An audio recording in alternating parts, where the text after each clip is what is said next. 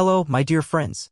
Imagine waking up to find your wife gone, your bank accounts empty, and a letter saying she's starting a new life with your boss. But what she didn't know was that the company she betrayed you for was one you secretly built from scratch. This is not just a revenge story. This is a reckoning. If you're into dramatic justice and twists that cut deep, buckle up. I'm not sure when exactly I became invisible in my own marriage. Maybe it was the way her eyes began to glaze over when I spoke about my work, or how her late nights at client dinners became more frequent, always accompanied by vague smiles and perfectly curated Instagram captions about networking and growth. But nothing, and I mean nothing, could have prepared me for what I saw that Friday morning. There it was. A single envelope on the kitchen counter. No stamp, no address. Just my name in her handwriting, clean, steady, unbothered. Graham. I opened it slowly. Like the weight of the paper might tear open my chest. I've fallen in love with someone who truly sees me. I'm leaving. Please don't try to find me. I've taken my share. Let's not make this uglier than it has to be. Goodbye, Elena. There was no trembling in her script, no tear marks, not even an apology. Just cold ink on crisp paper. Like a business transaction. I stood there, barefoot on the cold tile of our San Francisco loft, the morning sun leaking through the blinds, lighting up the white envelope like some kind of divine joke. Everything felt unreal.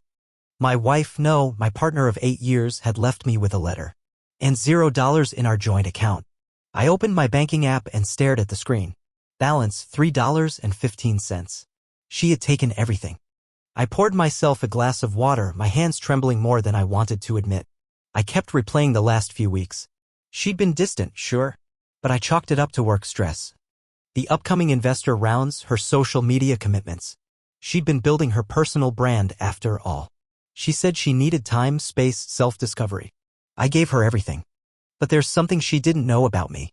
See, while Elena was out there playing the PR queen, living off influencer deals and curated brunches with venture capitalists, I was doing what I've always done best, building things no one sees until they matter.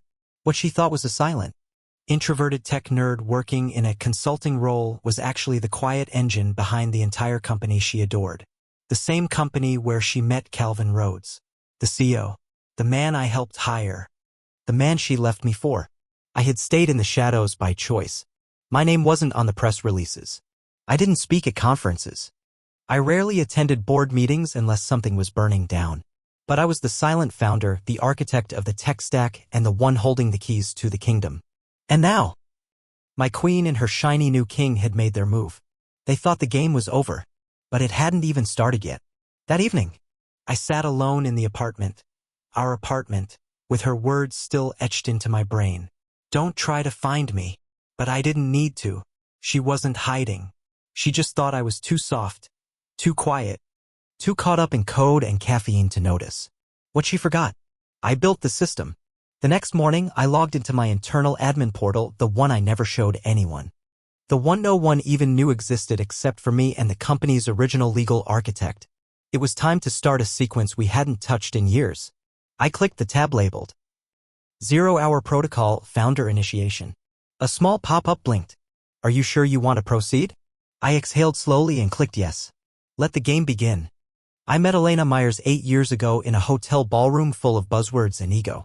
It was one of those tech summits where every other person had a podcast, a book in progress, or a slide deck titled 10x Your Life in 90 Days.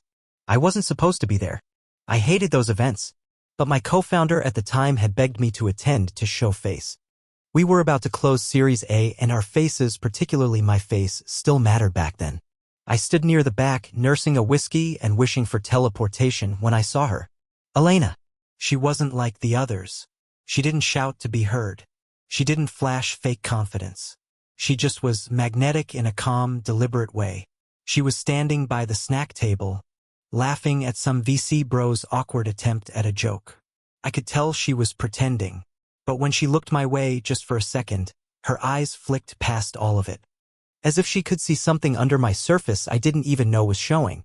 She walked over and said, "You look like someone who builds empires and hates explaining them." And just like that, she had me. Back then, I was still reeling from the death of my first wife, Maria. Cancer. A slow, cruel erosion. I wasn't looking for love, hell, I wasn't even looking for conversation. But Elena, she was different. Or so I thought. We dated quietly for a year. When she found out about my company, what I really did, she didn't flinch. She asked smart questions.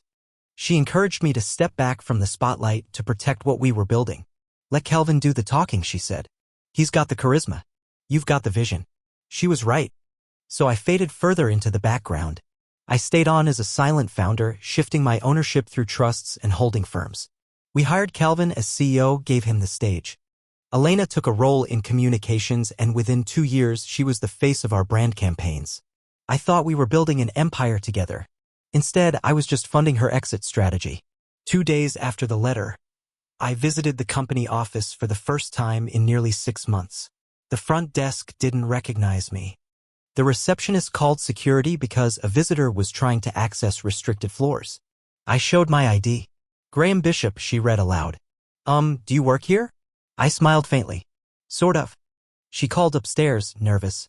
A few minutes later, Calvin Rhodes came down himself. He greeted me like a distant cousin he didn't expect to see at a funeral. Graham. Man. It's been, wow. I wasn't expecting. Neither was I. I cut in. Mind if we talk somewhere private? He hesitated, then gestured to the elevator. Sure. My office. We rode up in silence. I could feel his eyes flicking toward me, trying to read something. Guilt, maybe, or fear. I gave him nothing. Inside his office, sleek, sterile, too many abstract paintings. I sat across from him and set a small flash drive on the table. I need you to look at something, I said quietly. He picked it up slowly, turning it over like it might explode. What is this? Activity logs. Communications. Transfer trails. The stuff you don't see on your dashboards. His face changed. Just slightly. I leaned forward. I know, Calvin. He didn't speak. His fingers tightened on the drive. You and Elena. The Cayman transfers. The Ghost LLC registered in Belize. All of it. Calvin opened his mouth. But I raised a hand. Don't lie. It'll make what comes next a lot worse. He swallowed hard. What do you want, Graham? I stood up and walked to the window. Downtown San Francisco glimmered below us, shiny, loud, oblivious. I don't want anything from you, I said. But I thought you deserved to know the founder you're screwing over? I turned to face him. Still owns 47% of this company. The color drained from his face like a tide pulling back before the tsunami. You're bluffing, he said hoarsely. Your name isn't. I don't need it to be on paper. I built the paper. The silence stretched. I could almost hear the gears in his mind grinding against each other, trying to find an escape route. There's a board meeting Monday, I said. I'll be there. I suggest you prepare. As I reached the door, he spoke again, barely a whisper. Elena didn't know. I paused. She didn't know you still owned it, he added. She thought you'd cashed out. She said you didn't care anymore. I turned to him coldly. She was wrong. That night, back in the apartment she left behind, I found a photo wedged between 2 books on our shelf. It was from Lake Tahoe, our 3rd anniversary. She was laughing, I squinting from the sun. Hair tangled in the wind. I remember taking that picture and thinking, God, I'm lucky. I looked at it now and felt nothing. Not rage. Not heartbreak. Just clarity. She never wanted me. She wanted the idea of me. And when the idea stopped shining, she moved on. But here's the thing about people like me. We don't chase. We don't shout. We just wait. And when the moment comes, we flip the board. Monday morning came cloaked in fog. Typical San Francisco. Gray, damp, full of secrets. The kind of morning where things shift in the shadows. Quiet, deliberate. I wore black. Not a power suit. Not some high-shoulder alpha getup. Just clean lines. Undeniable presence. The kind of outfit you wear when you walk into a room knowing you own the air inside it. I hadn't set foot in a boardroom in almost 4 years. Not by accident. I like to build things, not babysit egos. But today wasn't about oversight. Today was about correction. When I stepped out of the elevator onto the executive floor, a few heads turned. A young analyst dropped his coffee. Someone whispered, "Is that?" Yes, it was. And I wasn't here to make small talk. Inside the boardroom, the chairs were arranged in a perfect circle. Polished table. Croissants no one touched. Bottled water, room temp. The usual pretense of professionalism neatly arranged over a bed of tension. Calvin was already seated at the head. Elena stood near the window, scrolling on her phone like nothing in the world could touch her. When she saw me, her face didn't move. Not at first.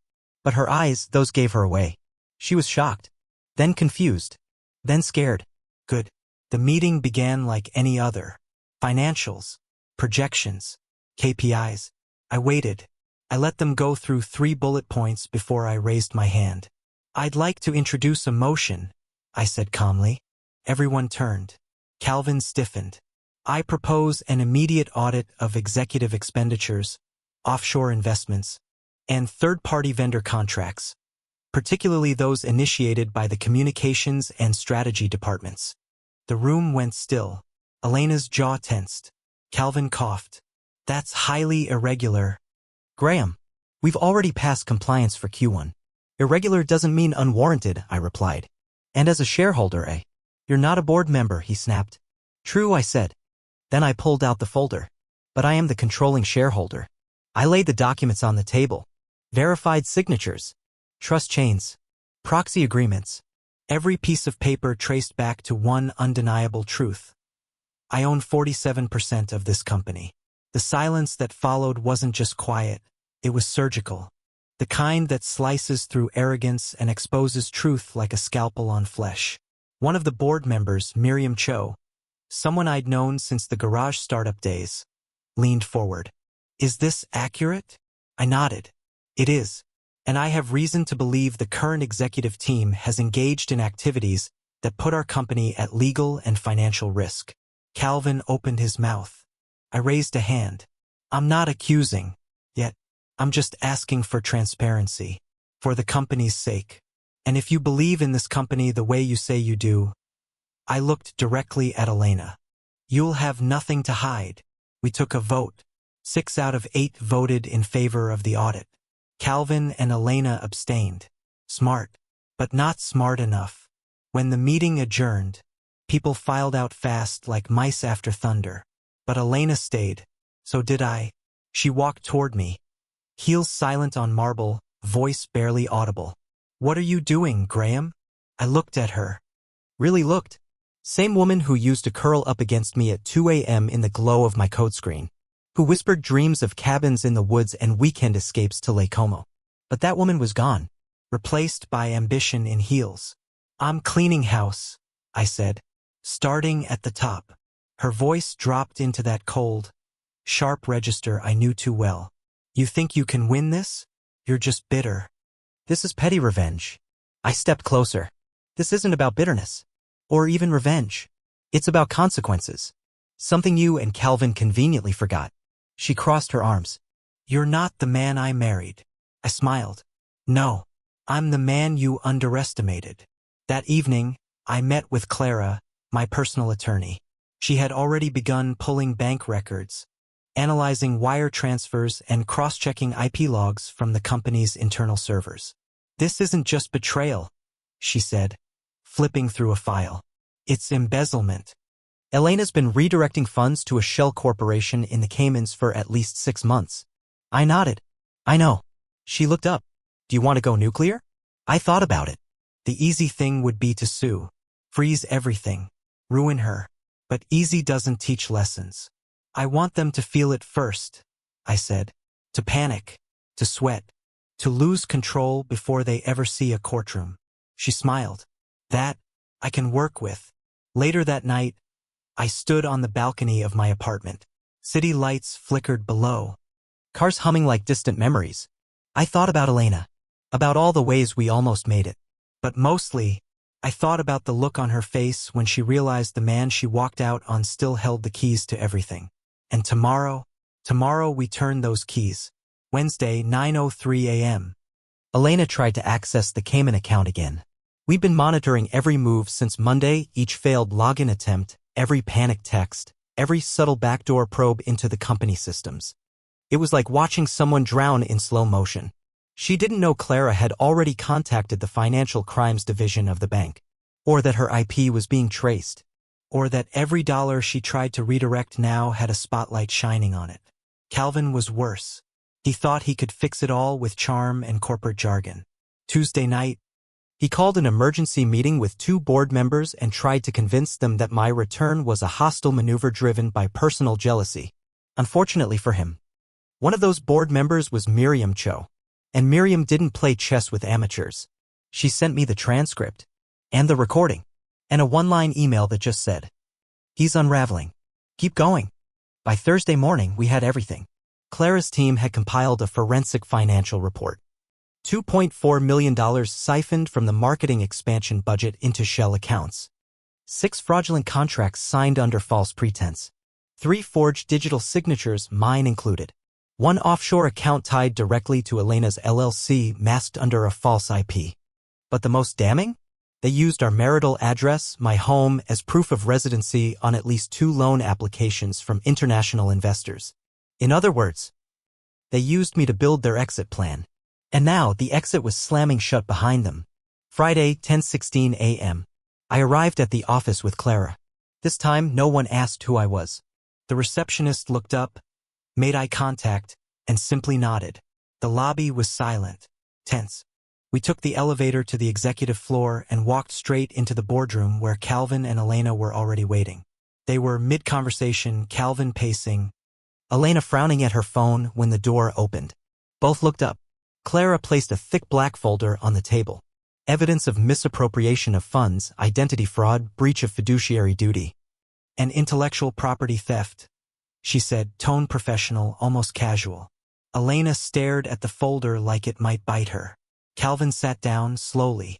"Let me explain," he began. "Don't," Clara said flatly. "We're not here for a debate. We're here to offer you a choice." I stepped forward, voice quiet but deliberate. "Resign today. Step down. Walk away quietly. Or face full legal prosecution. Federal, if necessary." Elena finally spoke. Her voice was sharp, edgy, defensive.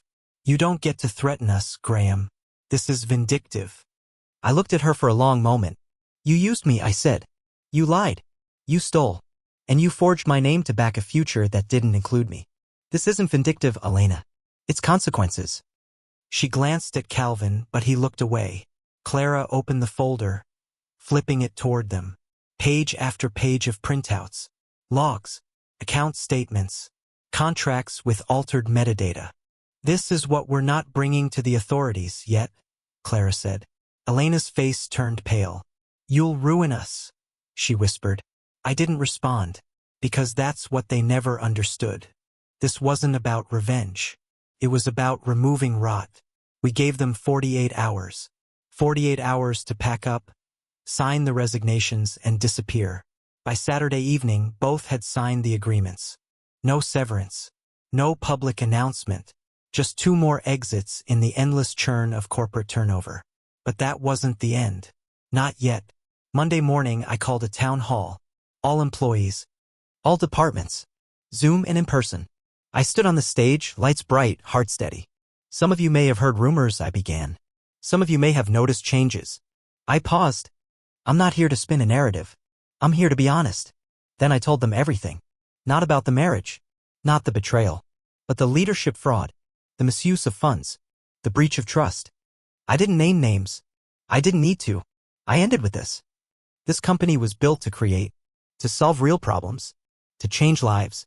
But we lost our way because people we trusted put themselves above the mission. That ends now. The applause wasn't loud, but it was long, respectful, real. And when it ended, people looked at me differently, not with pity or confusion, but something I hadn't seen in years. Trust. Later that evening, I sat alone on my balcony again. Below, the city pulsed on, uncaring. But in my chest, something lifted. It wasn't joy. Not quite. But it was close. Freedom. Maybe. And in that silence, I realized. The exposure wasn't just theirs. It was mine too. For the first time in years, I had nothing to hide. Elena left the city the following week. No press. No drama. Just silence. One day she was still tagging luxury brunches on her Instagram story. The next, her account went private. Through the network grapevine, I heard she'd moved to Scottsdale, Arizona. Something about wellness consulting. Rebuilding. Reinventing. Rebranding. Always rebranding. But she wasn't glowing anymore. The light in her was gone. Calvin, he didn't land quite so softly.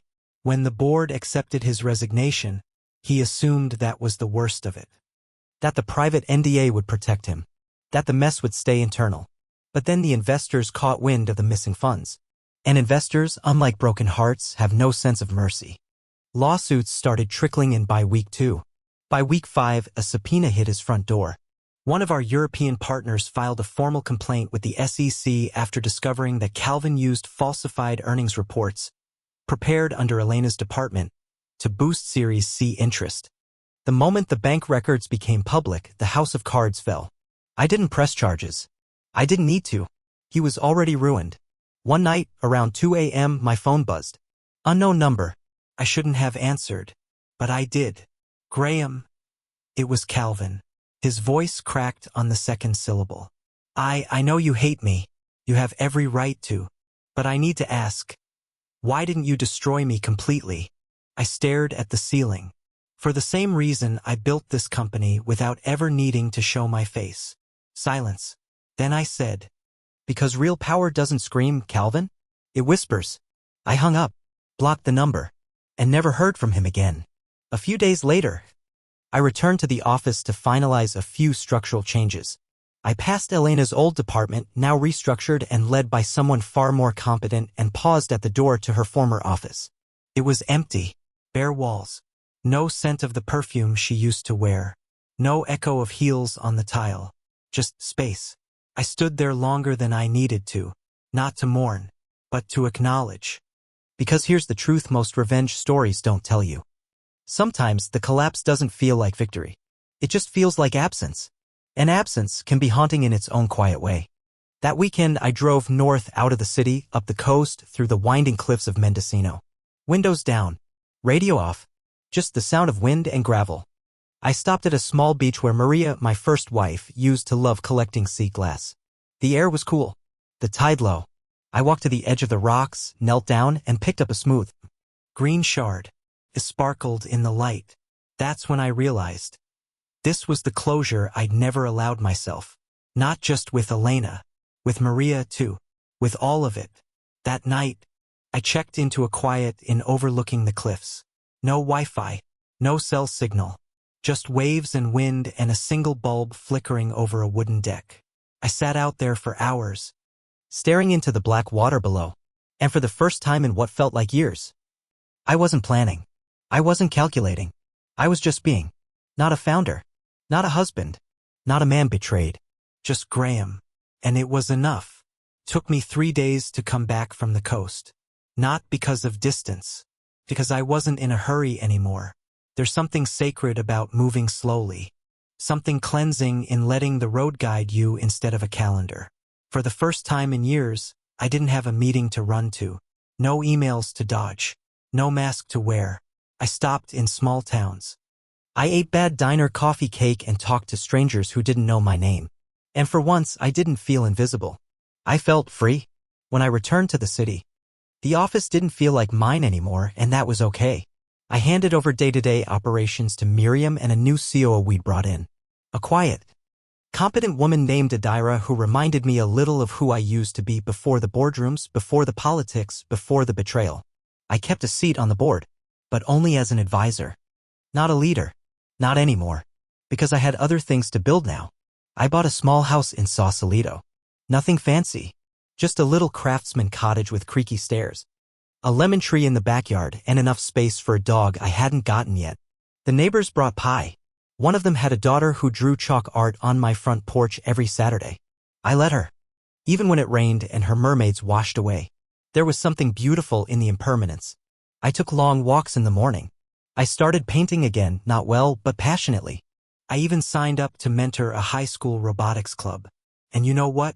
I laughed. A lot. And not because something was funny, but because I could.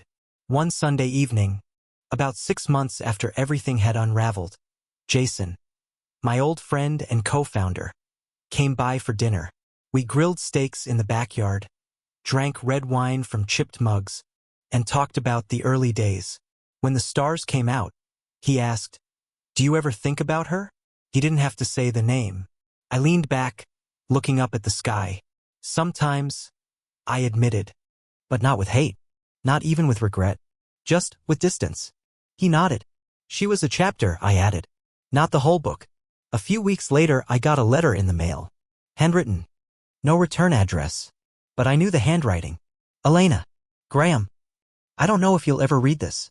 I'm not asking for forgiveness. I don't deserve it. But I need to tell you. I was wrong. About everything. About you. About what mattered. I lost the best thing I ever had. I hope you're well. E. I folded it carefully and placed it in the back of a drawer I rarely opened. Not because I wanted to keep it, but because some truths deserve a quiet resting place. Sometimes people ask me if I feel victorious, if I feel like I won, and I never know how to answer. Because this wasn't a game. It wasn't a war. It was a reckoning. And the reward wasn't punishment. It was peace. On the 1-year anniversary of my new life, I stood at the edge of the Sausalito Pier, watching the fog roll over the bay. The Golden Gate barely visible. Just enough red steel to remind you something strong held everything up. And I whispered to no one in particular. Thank you. Not to her. Not to him. But to myself. For surviving. For staying kind. For choosing silence when I could have screamed. And for walking away not to escape the past, but to finally step into freedom. Sometimes revenge isn't about hurting someone else, it's about choosing not to let them hurt you anymore. Graham didn't destroy his ex-wife or her lover with fire and fury. He didn't scream. He didn't chase. He didn't become the monster they assumed he would. Instead, he chose silence, strategy, and ultimately peace. Because real power doesn't come from making others fall. It comes from knowing you could have destroyed them, but chose to walk away stronger. Would you have done what Graham did, walked away with dignity? Or would you have gone further, made them pay? Drop your thoughts in the comments speech balloon and tell us. What would you do if someone used your trust to build their escape plan? Don't forget to like, subscribe, and hit that notification bell for more Tom revenge stories that leave a mark. Goodbye, my dear friends.